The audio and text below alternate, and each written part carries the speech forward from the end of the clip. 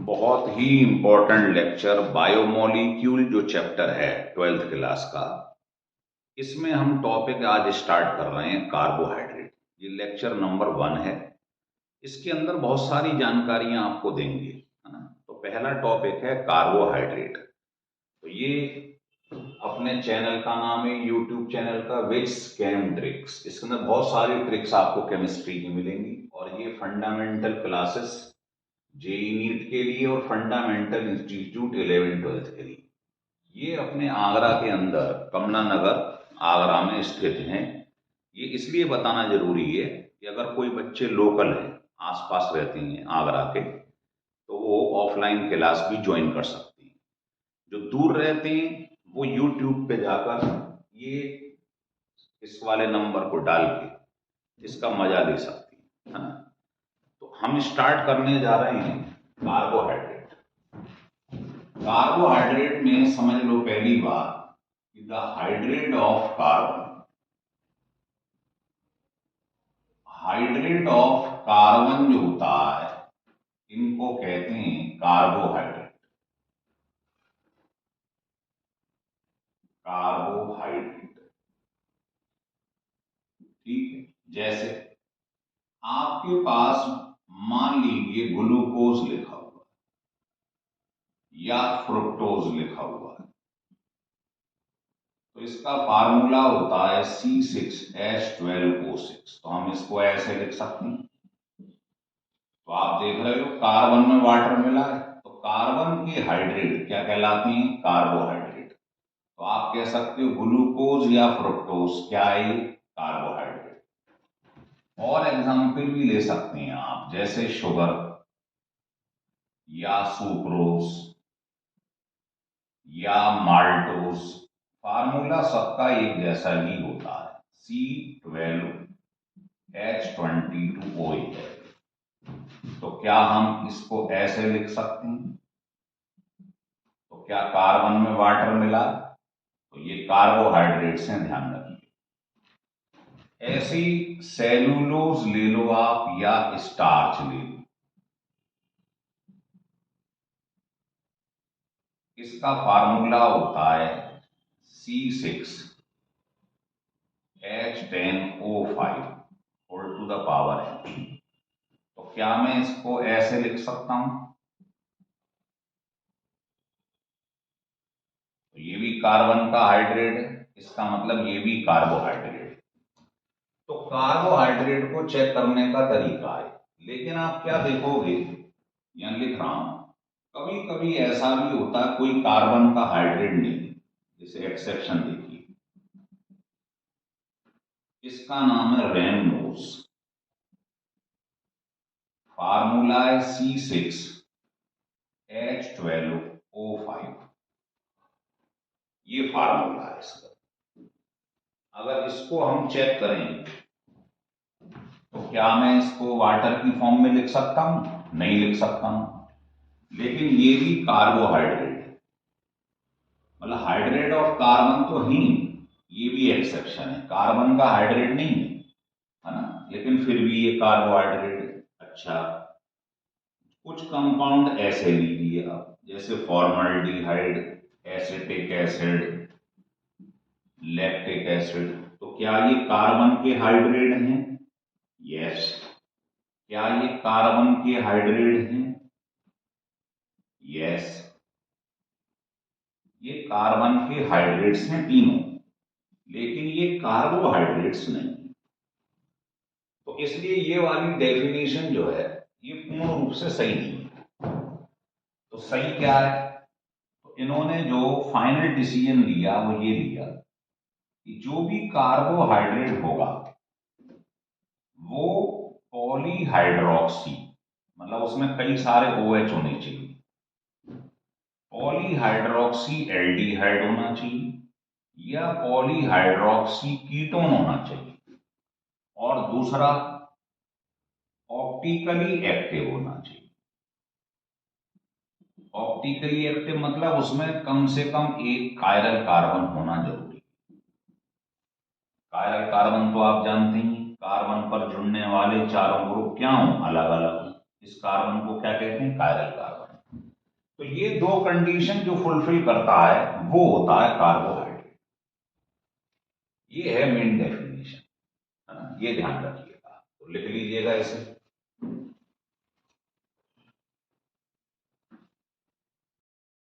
हो गया यहां तक क्लियर? अब हेडिंग डाल दो, क्लासिफिकेशन ऑफ कार्बोहाइड्रेट। तो हमने कार्बोहाइड्रेट का क्लासिफिकेशन कर दिया है। Classification of carbohydrate,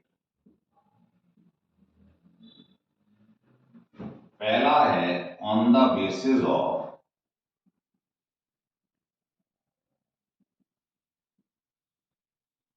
physical property.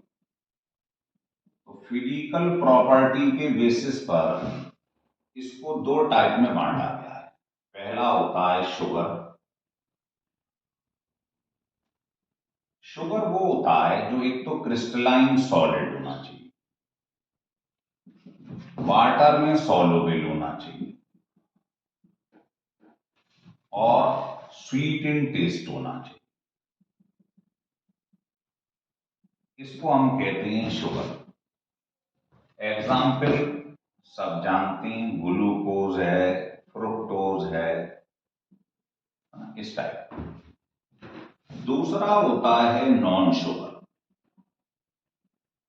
Non sugar के लिए क्या करो, इन तीनों को उल्टा करो। क्रिस्टलाइन का उल्टा क्या होता है, एमरफस। तो ये एमरफस सॉलिड होती हैं, वाटर में इंसॉल्युबल होती हैं और टेस्टलेस होती हैं। हो गया उल्टा तीनों। इसके एग्जाम्पल हैं स्टार्च, सेलुलोज, इस टाइप के एग्जाम्पल। तो फिजिकल प्रॉपर्टी के बेसिस पर कार्बोहाइड्रेट को दो पार्ट में डिवाइड कर दिया। अब आता है classification based on molecular structure. Molecular structure के बेसिस पर इसको तीन पार्ट में डिवाइड किया गया है, यहां लिख रहा हूं। पहला होता है मोनोसैकराइड। मोनोसैकराइड, इसे पढ़ेंगे अभी हम। दूसरा होता है ओलिगोसैकराइड और थर्ड होता है पॉलीसैकराइड।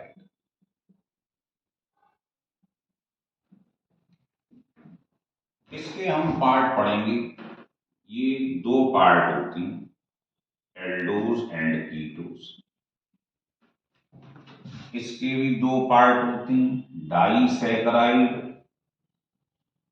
और ट्राइसैकराइड। इसे डिटेल में बताएंगे अभी। और पॉलीसैकराइड तो सिंपल है, इसके कोई पार्ट नहीं है ना।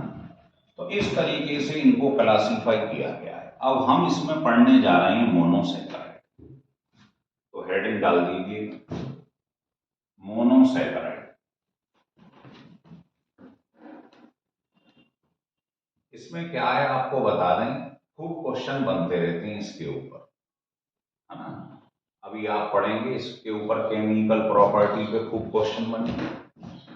तो इसमें पहला आता है मोनोसैकराइड। मोनोसैकराइड वो होते हैं जिनकी हाइड्रोलिसिस नहीं होती। बस मेन बात ये ध्यान रखिए, जैसे ग्लूकोज है, फ्रुक्टोज है, इसी के एग्जाम्पल हैं, ठीक है ना। इसके दो पार्ट होते हैं। पहला है एल्डोज। एल्डोज वो होता है जिनके अंदर एल्डिहाइड ग्रुप होता है, तो दे कंटेन एल्डिहाइड ग्रुप। ये इनका जर्नल फार्मूला होता है।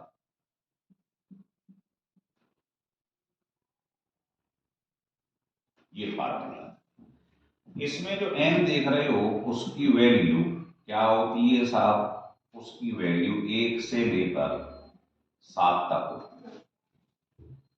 अगर मैं यहां n की जगह 1 रख दूं तो ये सबसे छोटा कार्बोहाइड्रेट आ जाएगा। इसका नाम है एल्डो और 3 कार्बन तो ट्राईओस। अगर n की जगह 2 रख दो,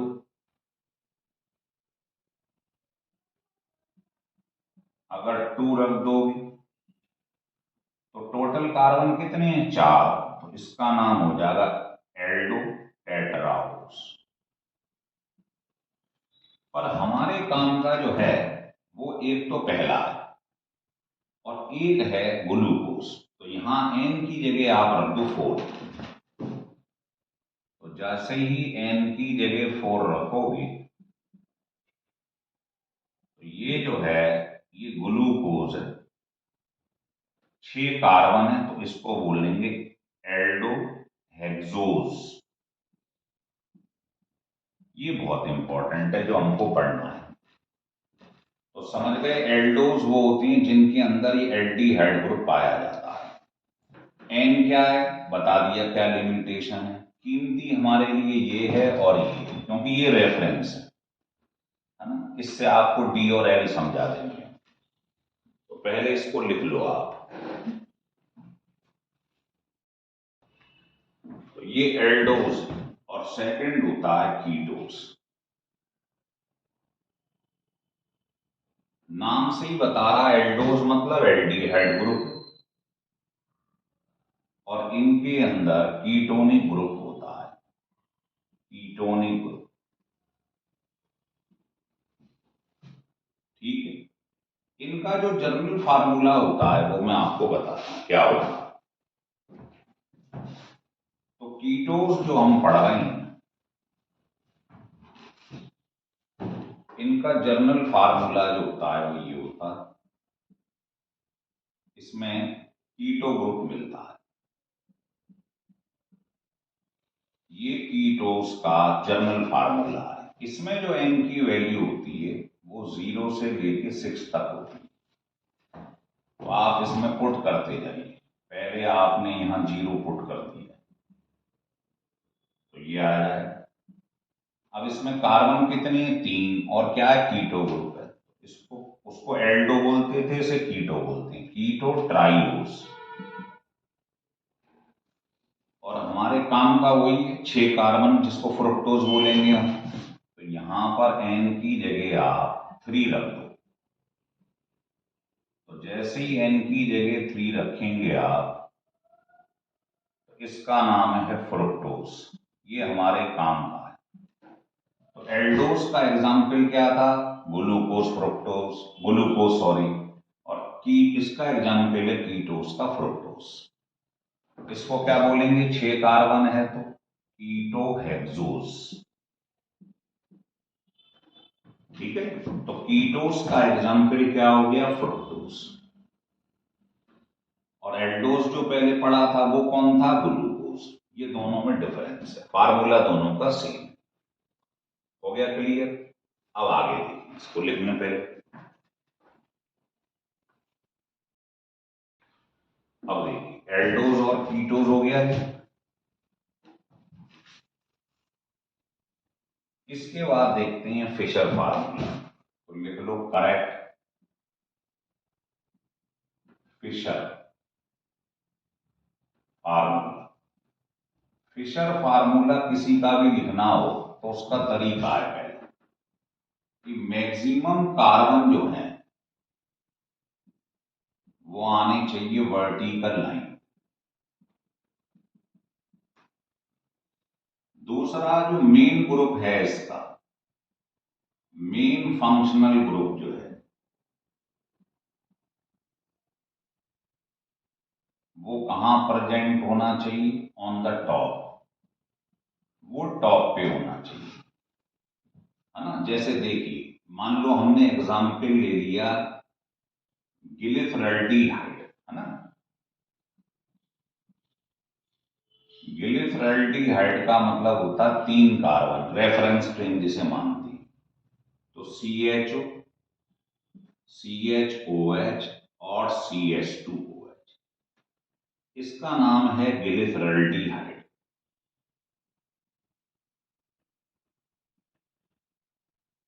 अब देखिए, इसमें जो वर्टिकल लाइन में उसमें सबसे ज्यादा कार्बन है, तो मैक्सिमम कार्बन होने चाहिए वर्टिकल लाइन में। अब बताओ, अगर आपने नॉमेनक्लेचर पढ़ा हो, एल्डिहाइड मेन ग्रुप होता है एल्कोहल, एल्डिहाइड, तो इसको टॉप पे रखना है, 1 2 3। अगर OH आपको राइट हैंड साइड में दिखाई दे जाए तो समझ लेना इसका नाम डीग्लिसरॉल्डिहाइड। सब चीज OH से चेक करती है। और अगर इसी में OH हमने लेफ्ट हैंड साइड में रख दी, लेफ्ट हैंड साइड में, इसको एल ग्लिसरॉल्डिहाइड बोलते हैं। डी और एल, अगर ये राइट में है OH तो डी, लेफ्ट में है तो एल। समझ में आ गया? ये फिशर फार्मूला लिखने का तरीका है। ठीक, चलिए अब इधर हम बात करते हैं। ये हमारे पास ग्लूकोज, ये आपने क्या करा, ये ये ले लिया आपने ग्लिसरॉल,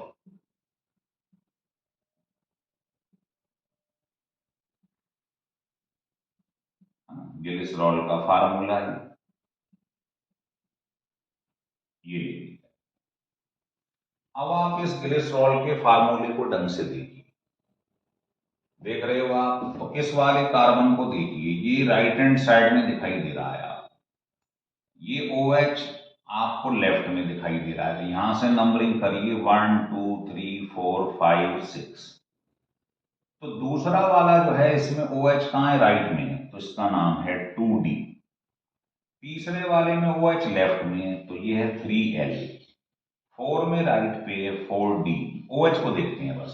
5 में राइट में ऐसे लिखा जाता है ग्लूकोज। क्लियर हो रहा है? तो ये लिखने का तरीका आप देख लो क्या है। अब इसमें OH कहाँ आ रहा है? राइट में, तो ये ध्यान रखना, ये ओवरऑल जो है ये कैसा है? डी है, ये डी ग्लूकोज है।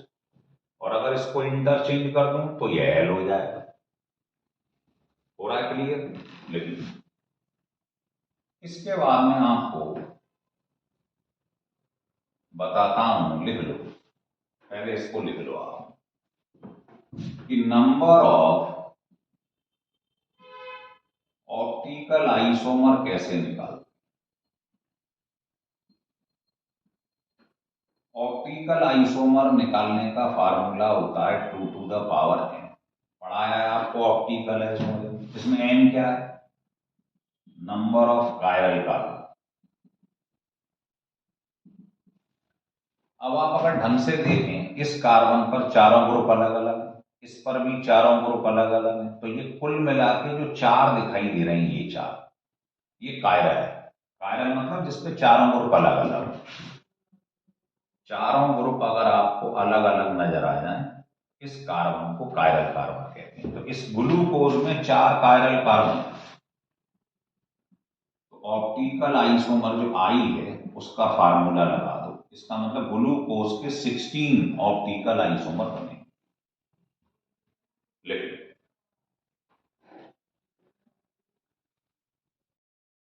यहां तक हो गया क्लियर? चलिए अब आपको साइक्लिक हेमीटल स्ट्रक्चर बताता हूं। देखिए ग्लूकोज का cyclic hemi acetal structure of glucose. देखिए ग्लूकोज क्या होता है आपको मालूम है, ये लिखा हुआ है, ठीक है? इस तरीके से बना लिया करो जल्दी जल्दी।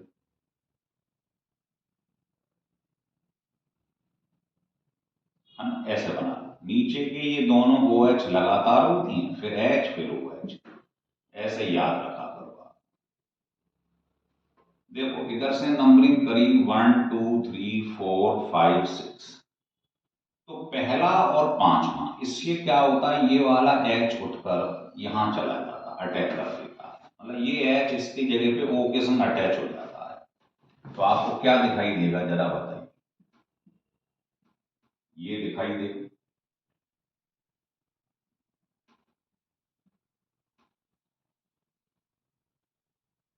ये दिखाई दे। अब यहां पहला और पांचवा, पहला और 1 2 3 4 5 ये वाला आपस में ऑक्सीजन से अटैच हो जाएगा। देखो ये H यहां अटैक करेगा तो यहां O बचेगा। अब ये H यहां लग गया तो ये हो गया OH, CHOH, CHOH। और ये H जब यहां लग गया तो ये वाला O और ये वाला कार्बन पहला ये आपस में जुड़ जाते हैं। इसको ग्लाइकोसिडिक लिंकेज कहते हैं। बाकी एज इट इज लिखना है जैसे लिखा हुआ है, ऐसे लिख लीजिए। तो ये आप देखो पहला वाला कार्बन, इस पर OH कहां है, राइट हैंड साइड में, तो इसको बोलते हैं हम एल्फा ग्लूकोज। और अगर मैं इसको OH इधर कर दूं और H इधर कर दूं तो वो बीटा ग्लूकोज कहलाता। तो ये ध्यान रखो कि सॉलिड फॉर्म में जब होता है glucose, solid form of glucose जो होती है तो इसमें अल्फा और बीटा ये फॉर्म पाई जाती है। मतलब सॉलिड फॉर्म में ये ऐसा दिखाई देगा या OH इधर दिखाई देगा, बस पहले वाले को ही देखा करो, बाकी से कोई मतलब नहीं। दूसरा ये है कि जो इसमें बीटा फॉर्म होती है ये ज्यादा स्टेबल, इज मोर स्टेबल। तीसरी बात हमको इसमें ये ध्यान रखनी है कि जो हमने अल्फा और बीटा पढ़े हैं इसके अंदर,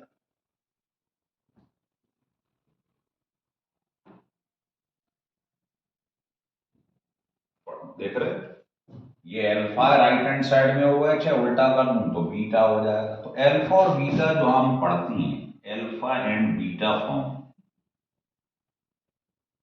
ये आपस में डाई स्टीरियोमर्स होता है। आप कहेंगे ये क्या होता है, तो वैसे तो आपको आइसोमेरिज्म में पढ़ा चुका हूं ऑप्टिकल में। डाई स्टीरियोमर्स वो होता है जैसे इसकी मिरर इमेज बनाओ, तो इसकी आपने देखा अल्फा और बीटा में क्या फर्क है, ये इधर आ जाएगा ये इधर, बाकी एज इट इज। तो इसकी अगर मैं सामने एक मिरर लगा दूं तो क्या इसमें अल्फा से बीटा बनेगा, नहीं बनेगा, क्योंकि ये थोड़ी इंटरचेंज हो रहे हैं। मिरर में तो ये भी इंटरचेंज हो जाएंगे भाई, अल्फा में ये रहता है, बीटा में OH इधर आ जाता है, बाकी एज इट इज है। तो अल्फा और बीटा एक दूसरे की मिरर इमेज नहीं है, इसको कहते हैं डाई स्टीरियोमर्स। अल्फा फॉर्म और बीटा फॉर्म क्या है, एक दूसरे की डाई स्टीरियोमर्स है, मतलब मिरर इमेज नहीं है। समझ में आ रही है बात। तो ये साइक्लिक हेमी एसिटल स्ट्रक्चर होता है, ये बहुत ज्यादा स्टेबल होता है ना। तो चौथी बात ये भी लिख सकते हो आप कि जो साइक्लिक हेमी एसिटल स्ट्रक्चर होता है ग्लूकोज का, क्या होता है, मोस्ट स्टेबल फॉर्म होता है। ये लिख लो आप। हो गया, ग्लूकोज के स्ट्रक्चर क्लियर हो रहे हैं आपको, ठीक है। अब देखिए ये क्लियर हो गया। अब आपको ये बता दें कि ये जो अल्फा ग्लूकोज है और इसको इंटरचेंज कर दो बीटा ग्लूकोज है, ये दोनों आपस में एनोमर्स होती है। तो आप कहेंगे ये क्या चीज है, देखिए तो हेडिंग डाल देंगे हम एनोमर्स। दो टर्में पूछे जाती हैं, एक एनोमर्स और एक पूछा जाता एपीमर्स। तो देखो एनोमर्स के बारे में बात कर रहे हैं। एनोमर क्या होता है, जो आप यहां स्ट्रक्चर बनाते हैं, ढंग से देखिए एक बार। अभी अभी आपने ये ग्लूकोज का स्ट्रक्चर बनाया, ध्यान, पहला और पांचवा इसको इससे जोड़ दिया, बाकी आपको मालूम है, नीचे वाले ये बना दिया, ऐसे कर, ध्यान लिख के प्रैक्टिस करनी है। तो अब आप देखिए ये वाला कार्बन जो है पहला वाला, ये OH से भी जुड़ा है और O से भी जुड़ा है। तो जो कार्बन OH से भी जुड़ जाए और ईथर ग्रुप से भी जुड़ जाए, ये देखो कार्बन O से भी जुड़ा है और OH से भी, इस कार्बन को एनोमेरिक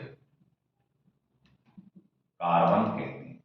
पहले तो ये समझ, अगर ये एनोमेरिक कार्बन डिफर कर रहा है, जैसे इसका नाम क्या था, इसका नाम था अल्फा ग्लूकोज, और बीटा बनाऊंगा तो ये इधर आ जाएगा, ये इधर, बाकी ऐसे थे। तो अगर पहले वाला कार्बन जो कि एनोमेरिक कार्बन है उस पर फॉर्म चेंज हो रही है तो आप कहोगे वो एनोमर्स है। इसका मतलब अल्फा और बीटा फॉर्म जो है ग्लूकोज की वो क्या है, वो एनोमर्स। क्यों? क्योंकि जो एनोमेरिक कार्बन है जिस पर OH और O लिखा है ये वाला, ये अल्फा और बीटा में यही तो इंटरचेंज हो रहा है, बाकी तो सब सेम है। तो एनोमेरिक कार्बन पे अगर चेंज हो रहा है OH H तो आप समझ लेना ये क्या कहलाएंगे, अल्फा और बीटा आपस में एनोमर्स। आ रहा समझ में? लिख लो। फिर मैं आपको बताता हूं एपीमर्स क्या होती है। तो ये ध्यान रखना ये केवल पहले कार्बन पर ही होता है एनोमेरिक कार्बन। तो लिख लो एनोमेरिक कार्बन कहां होता है, it is present only at first position. Epimers क्या होती, जैसे अभी अभी आपने स्ट्रक्चर बनाया, मान ग्लूकोज का सिंपल फॉर्म लिख रहा हूं, ये लिख, ये वाले लगातार दो OH आते हैं, ये ध्यान रखना नीचे वाले, और फिर CH2 है ना। अगर OH राइट हैंड साइड में है तो आप समझ गए D, और अगर OH इधर H इधर कर दूं बाकी सब सेम है, ये बदल दूं तो कहलाता L ग्लूकोज। अब इसमें देखिए एक कार्बन, 2 3 4 5 6, इसको छोड़ दो क्योंकि ये होता है नंबर 1 वाला एनोमेरिक, अभी बताया। इसको, इसके अलावा किसी भी कार्बन पे अगर ये इंटरचेंज हो गया, बाकी सब सेम है। मान लो मैंने इसको ऐसे, इसको इंटरचेंज कर दिया और बाकी सब सेम है, कोई परिवर्तन नहीं, बाकी सब सेम,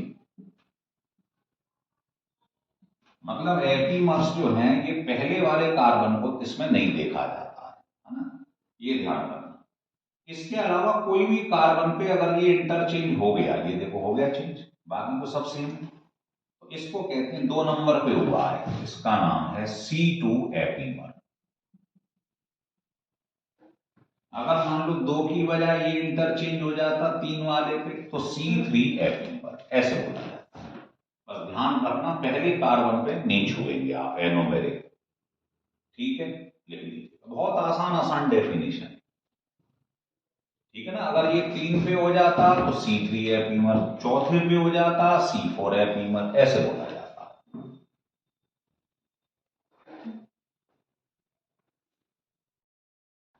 हो गया यहां तक क्लियर? तो अभी तक हम जो आपको पढ़ा रहे थे वो मोनोसैकेराइड के 2 पार्ट थे, एल्डोज और कीटोज।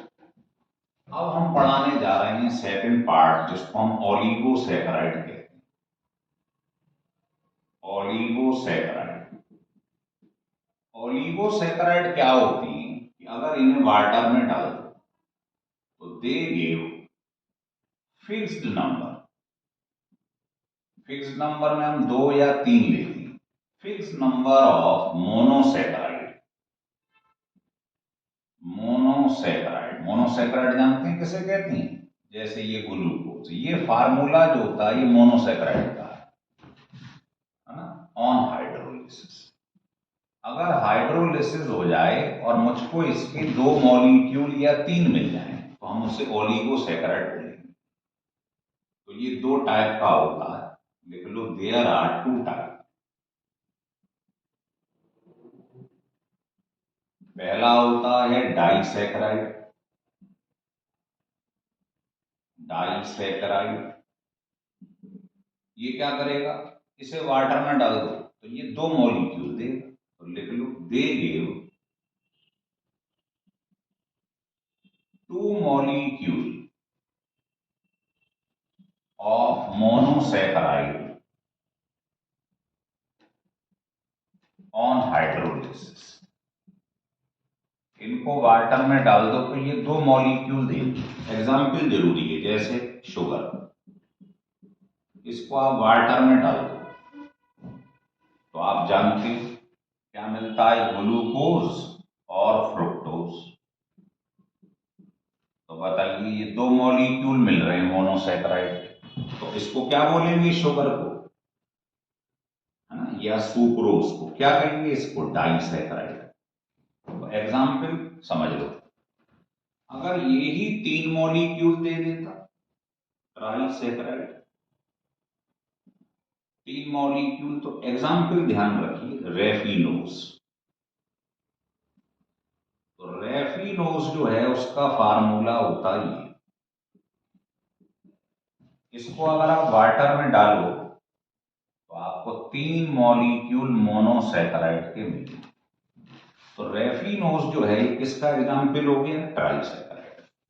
तो सिंपल सी डेफिनेशन है, ऑलिगोसैकेराइड वो होते हैं जिनकी हाइड्रोलिसिस करवाओ तो एक फिक्स नंबर 2 या 3 मोनोसैकेराइड के मॉलिक्यूल आपको देंगे। अगर 2 दे दें डाइसैकेराइड, 3 दे दें ट्राइसैकेराइड। एग्जाम्पल, हाइड्रोलिसिस कराओ 2 मॉलिक्यूल मोनोसैकेराइड, इसकी कराओ 3 मॉलिक्यूल, तो एग्जाम्पल जरूर याद रखना। अब आता पॉलीसैकेराइड, तो पहले इसे लिखो फिर पॉलीसैकेराइड आपको बताते हैं। देखिए पॉलीसैकेराइड जो होता है नाम से ही बता रहा है, अगर 3 से ज्यादा मॉलिक्यूल मिल जाए मोनोसैकेराइड के हाइड्रोलिसिस पर तो वो पॉलीसैकेराइड। तो थर्ड पार्ट है पॉलीसैकेराइड। तो ये आपको पूरा क्लासिफिकेशन करके दे दिया है हमने, कार्बोहाइड्रेट, है ना। तो इसमें क्या है, हाइड्रोलिसिस पर 3 से ज्यादा मॉलिक्यूल आपको ग्लूकोज के मिलेंगे। एग्जाम्पल है इसका सेलुलोज, स्टार्च। अब देखो इसका फार्मूला है C6H10O5। आपने इसकी हाइड्रोलिसिस करवानी, क्या होगा, n मॉलिक्यूल आपको मोनोसैकेराइड के मिल जाएंगे। तो आप समझ गए इसका मतलब स्टार्च जो है या सेलुलोज किसका एग्जाम्पल है, पॉलीसैकेराइड। हो गया क्लियर। तो छोटी छोटी डेफिनेशन है। तो ये अभी तक हम जो पढ़ रहे थे, ये हम पढ़ रहे थे क्लासिफिकेशन ऑफ कार्बोहाइड्रेट। कार्बोहाइड्रेट क्या होता है ये पूरा डिटेल में हमने पढ़ लिया है ना। अब इसके बाद हम आपको स्टार्ट करवाने जा रहे हैं मोनोसैकेराइड के अंदर ग्लूकोज। तो आप ग्लूकोज पढ़ेंगे, फिर फ्रुक्टोज पढ़ेंगे, फिर डाइसैकेराइड पढ़ेंगे, फिर पॉलीसैकेराइड पढ़ेंगे। अभी इन्हें डिटेल में बताएंगे हम आपको, है ना। तो अगर ये वीडियो आपको अच्छा लगा हो, मजा आ गया हो साहब, है ना, ये लेक्चर 1 है, तो आप इसको सब्सक्राइब और लाइक जरूर करिए, है ना। और ये जरूर ध्यान रखिए जो लोग आगरा के अंदर रहते हैं वो फंडामेंटल क्लासेस कमला नगर में जेई नीट के लिए अभी एक पेपर होने जा रहा है ना, स्कॉलरशिप का, दिसंबर में। थोड़ा बता दूं, 18 दिसंबर को और 25, ये दोनों संडे, ये वो हैं जो 10th करके 11th में आने वाले हैं, इस साल अपीयर्ड हैं 10th क्लास में, उनके लिए गोल्डन चांस है। ये स्कॉलरशिप टेस्ट सुबह 10 से 11 होगा। इसमें 10th का कोर्स होगा, ये भी बता दें 10th क्लास का इसके अंदर कोर्स होगा, फिजिक्स, केमिस्ट्री और मैथमेटिक्स। तो वो आपको पेपर देना है स्कॉलरशिप। अगर हमें लगता है कि ये बच्चा कैपेबल है ना, तो फिर हम उसको अप टू 50% स्कॉलरशिप देंगे। और फीस हमारी सब कोचिंगों से आपको कम मिलेगी, आप ट्राई करके देखें, है ना। ये मानवो भी है, सेवा भाव भी है कि भाई सब बच्चे मैनेज नहीं कर पाते हैं, इतनी फीस नहीं दे पाते हैं, इसलिए इसको करा गया है। तो ये जो 10th वाले बच्चे हैं जो इस साल 10th दे रहे हैं, 10th पीरियड है, अगले साल 11th में आएंगे, उनके लिए ये बैच जो जेई और नीट वाला है, इसका स्कॉलरशिप टेस्ट 18 या 25 को, 2 तारीख को होगा, जब आपको सूटेबल लगे दिन, सुबह 10 to 11 10th क्लास का कोर्स इसके अंदर आएगा, फिजिक्स, केमिस्ट्री, मैथ, है ना। ऑब्जेक्टिव पेपर होगा, वो आप दीजिए। अगर कैलिबर है आपके अंदर तो आपको स्कॉलरशिप फिर हम देंगे उस हिसाब से, ठीक है। चलो।